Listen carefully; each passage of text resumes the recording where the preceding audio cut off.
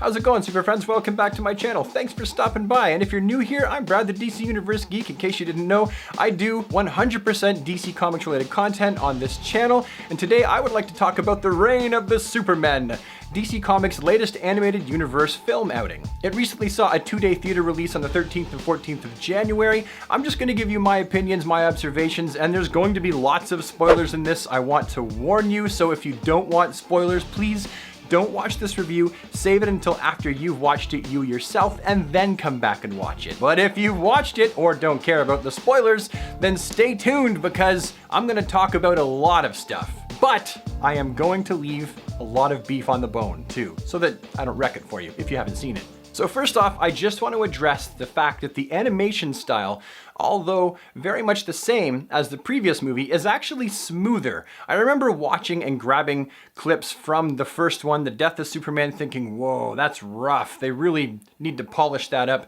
And it seems like, even though they were probably animated at like the same time, it really seems like they put all of their animation cards into the reign of the Superman, because it does seem a lot more polished and a lot more clearer. There's a lot less times and I'm looking at this going, whoa, that's rough. So kudos to DC for improving that with this movie. As for the story, the first thing I want to point out to you is that it is very different. Oh, how may I count the ways it is so different from the original story. But I think that DC did a really good job of maintaining the basic integrity of the characters and their personalities throughout the story. DC had a big job because they had to take the death and return of Superman storyline and then make it fit into the current DC animated film universe, which is completely different. It's actually New 52 and onward, whereas the death and return of Superman happened pre-Flashpoint. So this is a massive, big job, and there are a lot of things they just couldn't do in this film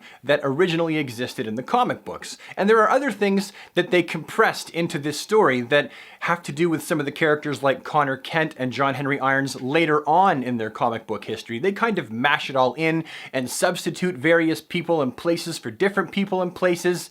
Hold on, let's just get into the list. So for starters, Connor Kent, Superboy, actually takes the place of Supergirl as Lex Luthor's unknowing lackey for the first half of the film. In the comic books, Supergirl is kind of working for Luthor, and she believes that Luthor is a good guy and has no idea that he's actually a villain. This is because it's red-headed, bearded Australian Luthor.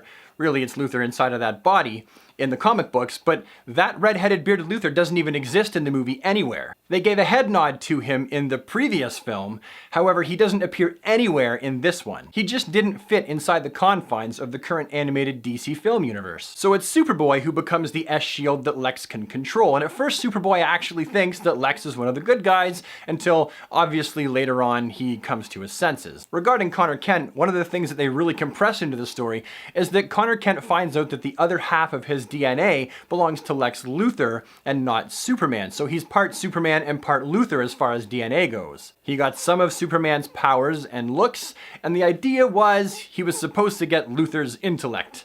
Yeah, that didn't really work out.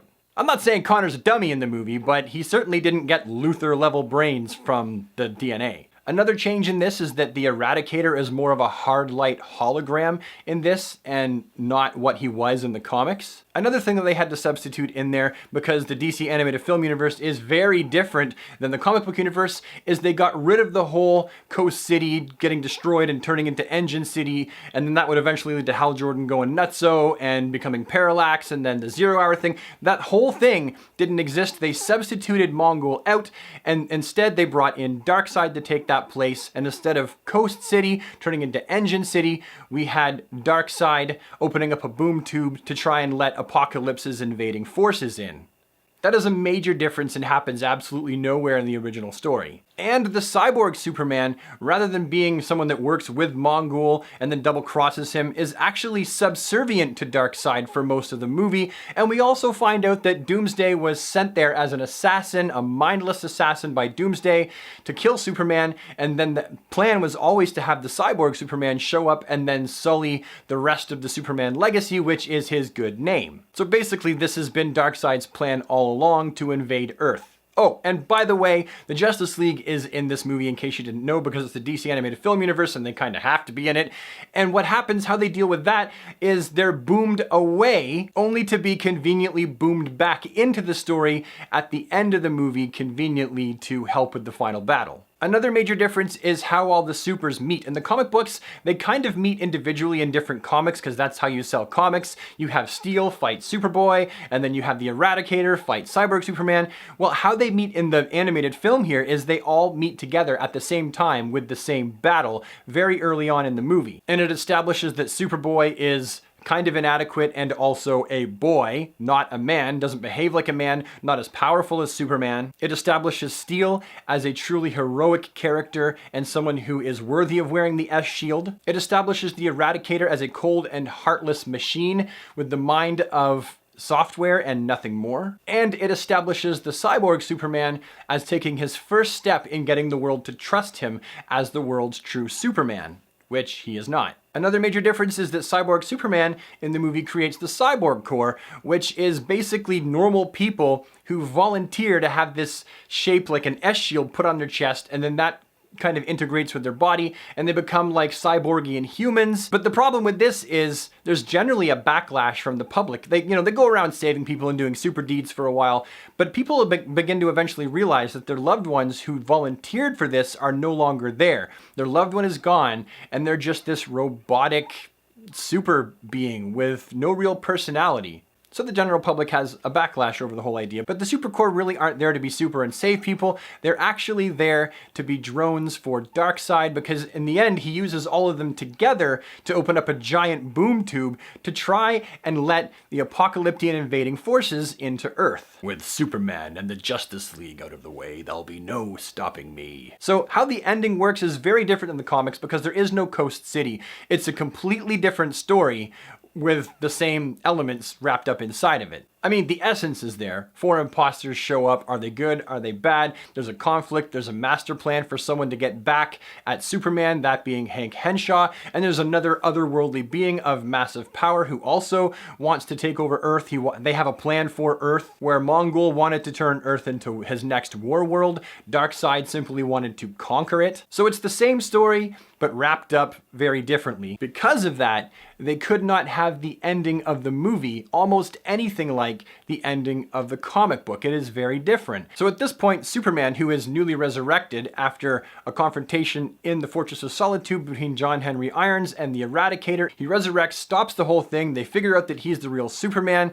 He basically tells the Eradicator not to go to Metropolis with him to stop the Cyborg Superman. Steel and Superboy go with him, and Superman grabs this crystal and he's like, that is his wild card, and off they go. Superman flies in the jet. Rather than having an invisible Supergirl fly him to Coast City, he's going to Metropolis. Now when Superman goes to confront Hank Henshaw, who at this point has had an argument and a dispute with Darkseid into who is actually going to have the chance to kill Superman, Cyborg Superman at this point has ripped this thing out of his head that was giving Darkseid control over his mind, literally messing with his mind, and doing that closes the portal, and inadvertently Hank Henshaw's greed in wanting to kill Superman kind of saves the planet from the invading forces of Apocalypse. Oh yeah, and at some point the Justice League is, like I said, conveniently boomed back during that final fight because Luthor and a mother box and stuff. But Superman has this confrontation with Cyborg Superman, who is now a free agent,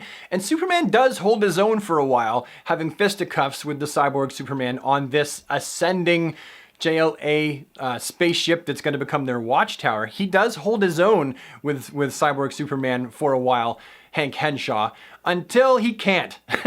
At this point, it is of note that depowered Superman in this story is definitely more powered than the depowered Superman in the original Reign of the Supermen storyline. This one still has a measure of super speed and super strength and invulnerability. He's not charged enough that he has flight and super strength and invulnerability and no heat vision and stuff like that. But he's powerful enough that he can go toe-to-toe with him for a little while. But he's still taking an arse whooping, and an arse whooping it is. This is where the Lois saving Superman part comes into play, where she floats over to the switch that opens up the sun shields, and Superman is able to soak up those sun rays and it's then that he becomes a fully powered Superman. At that point, he then takes that crystal, which is his wild card, and jams it into Cyborg Superman's forehead. Inside of that Kryptonian data crystal is none other than the Eradicator, who then infiltrates the Cyborg Superman's brain and shuts off the Cyborg Superman from the inside. That's a pretty good wild card if you ask me. And so that is a vastly different ending